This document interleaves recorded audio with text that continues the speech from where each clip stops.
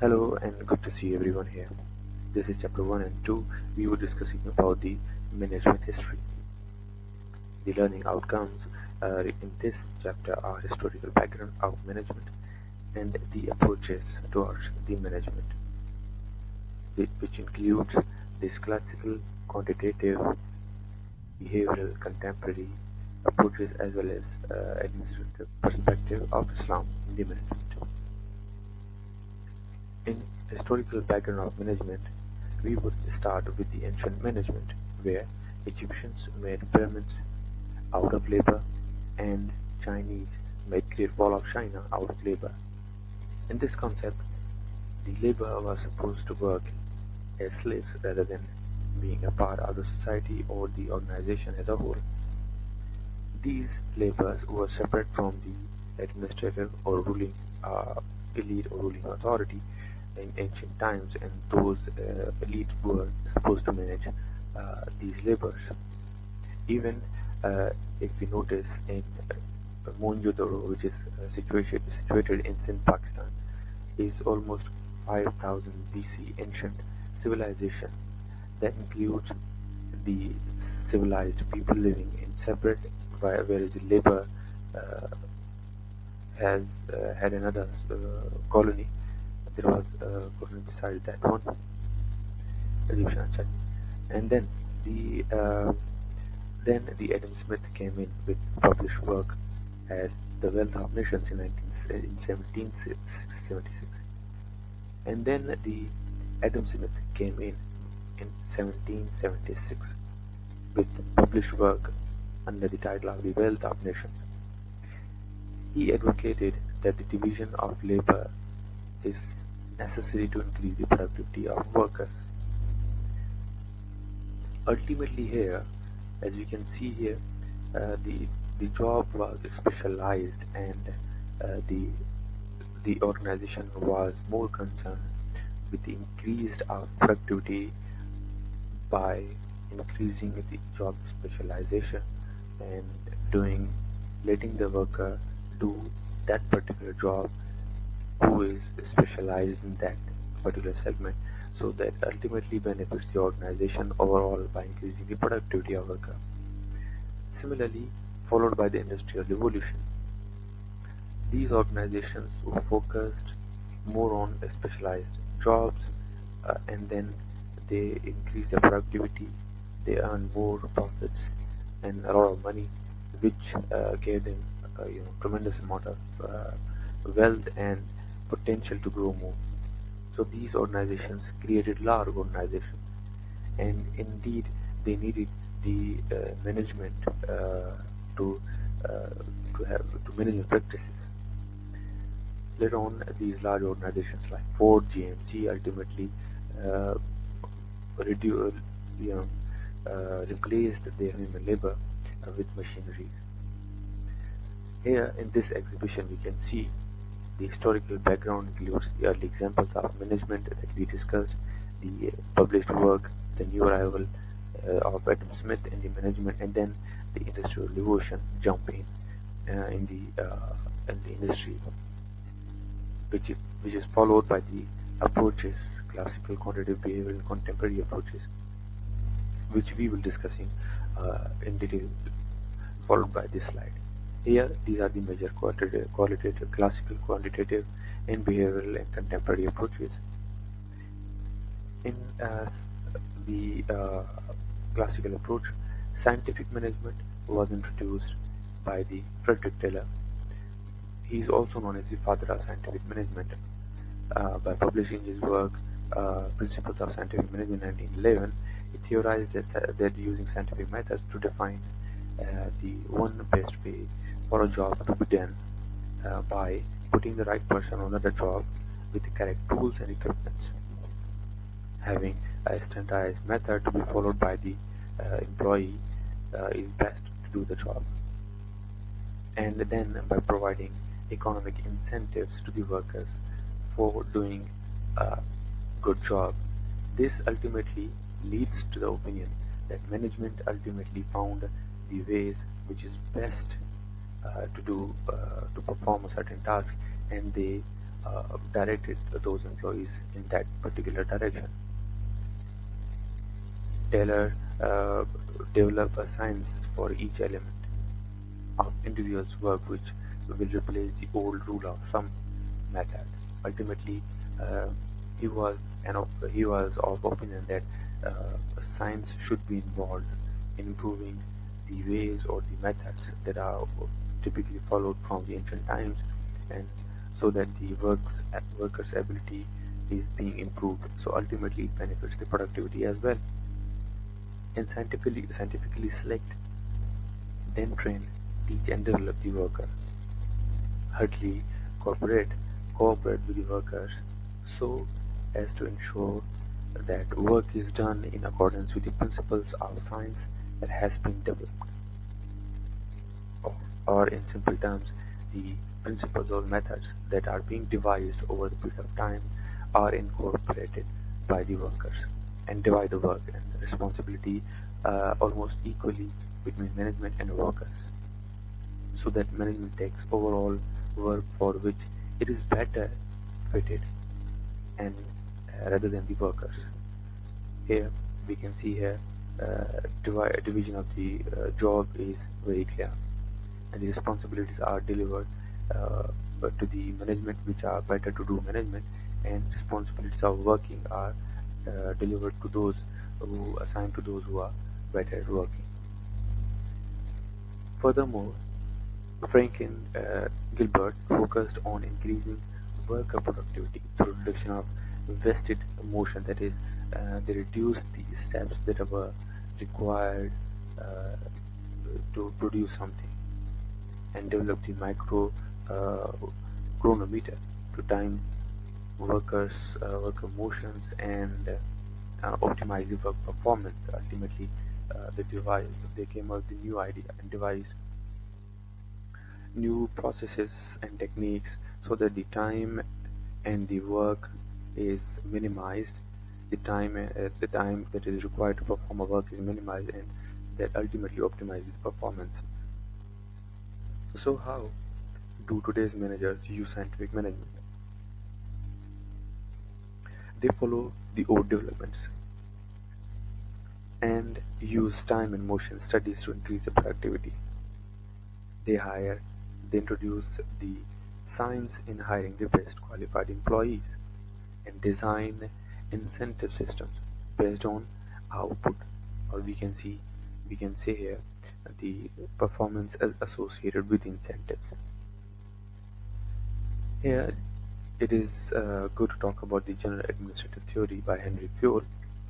He believes that the practices of management was distinct from each other, from other organizational functions, and developed principles of management that applied to all organizational studies. This was the first time that somebody came up with the idea which is so general that it can be applied to overall the organizations, and is still applicable uh, and as a uh, basic tool to manage the employees in terms of directing the employees towards work, developing hierarchy of any organization, or coordinating, cooperating the employees, making things, making employees to work out the things, motivating the employees, and leading the employees. So these uh, principles were devised for the first time by the Henry Fure.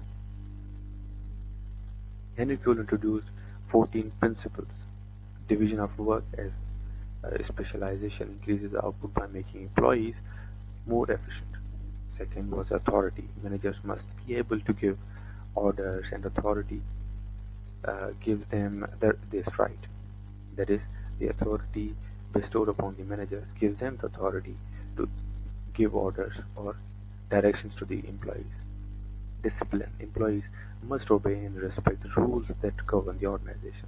That is, follow the policies and principles. Unity of command. Every employee should receive orders from only one supervisor.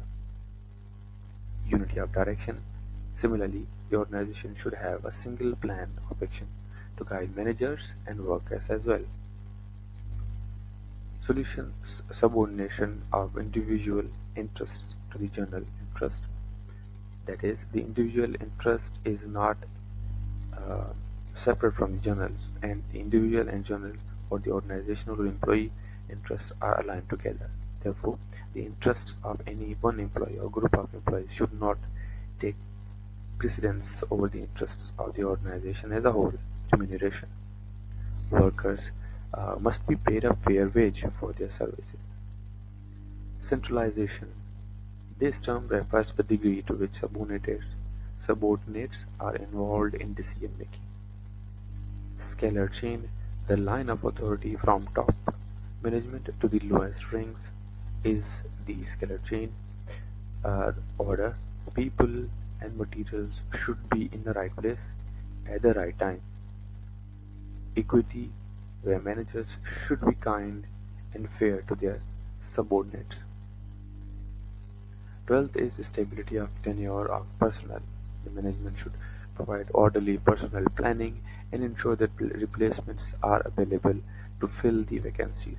Whenever there is vacancy or there is need, they are filled properly and timely as well. 13th is initiative.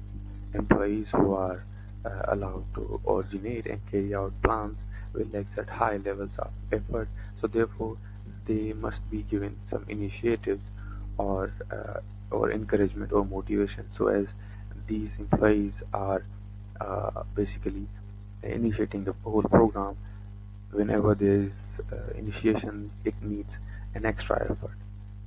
So employees who are allowed to originate and carry out the plans will exert high levels of efforts. So they need organizational support as well there. Esprit de corps, the 14th one. Promoting team spirit will build harmony and unity within the organization. Whereas the general administrative theory given by the Max Weber, he developed a theory of authority based on an ideal type of organization, that is the bureaucracy, emphasized rationality, predictability, impersonality, technical competence, and authoritarianism. It's just opposite of democracy.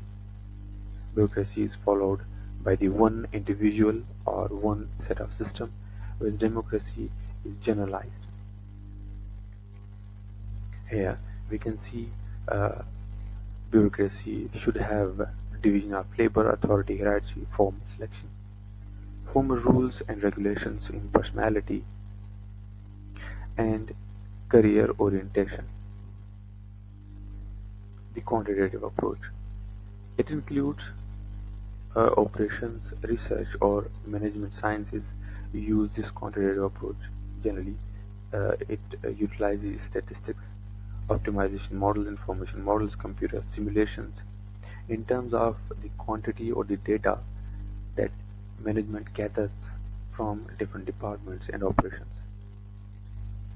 It evolved from the mathematical and statistical model methods developed to solve World War II military logistics and quality control problems. This generally gives an upper hand to the management to analyze which segment or which department is standing where. It gives a lot of data, and the data gives a lot of information to make knowledgeable decisions in any organization in terms of quantity. So, what is quality management? Intense focus on customer. The customer includes outsiders who buy the organization's products or services, and internal customers who interact with and serve others in the organization. Basically, concerned for continual improvement. Quality management is commitment to never being satisfied. Very good is not good enough. Quality can always be improved. So we can see here, we can say here the quality management or the total quality management is basically customer focused, and it is a continuously improvement in the quality and product in terms of productivity and services for any organization. So it is an ongoing process and customer focused. It processes and process focus, as we discussed. Quality management focuses on work process and the quality of goods and services is a continual improvement in quality of everything the organization does.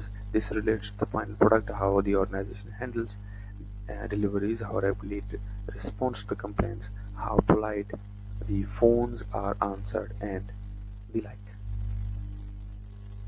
Furthermore, accurate measurement. Quality management uses statistical techniques to measure very critical variables in the organization operations.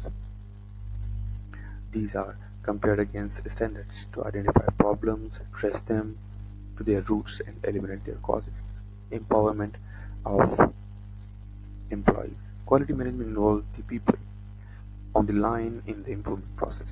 Teams are widely used in quality management programs as empowerment vehicles for finding and solving problems. Ultimately, as a whole, the total quality management includes all the processes, employees, and mainly the customers, where all the services and products are assigned, processed, or trimmed down according to the needs and satisfaction of the customers.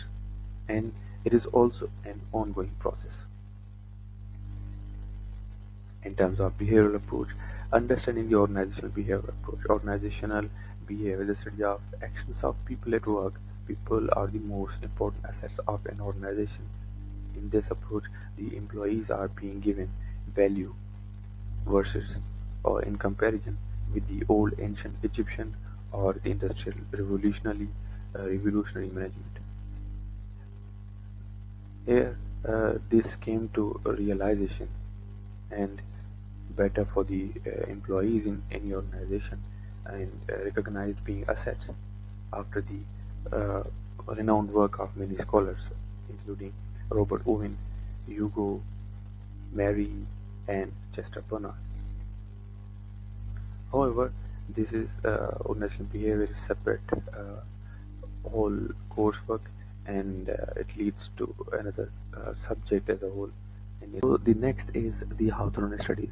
This basically was an experiment done in Western Electric 1924, 1932, where the experiment was conducted to improve the working conditions and to to understand what causes the employees to behave in a work so that efficiency increases. So the experimental findings were the productivity unexpectedly increased under the imposed adverse working conditions.